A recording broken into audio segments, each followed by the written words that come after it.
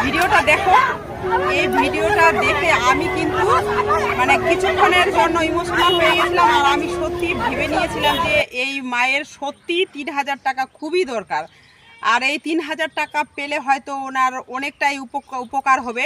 কিন্তু পরে সোশ্যাল মিডিয়াতে জানলাম যে তিনি এটা সম্পূর্ণ অভিনয় করেছেন, এটা একটা নাটক।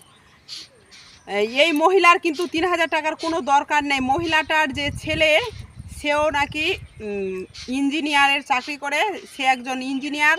আর যে মহিলার যে বর স্বামী, সেও কিন্তু আগে সঙ্গীত শিল্পী ছিল, তো এখন শুনছি নাকি বড় একটা টিভিরও দোকান আছে, আর বাড়ি আছে 3 তলা।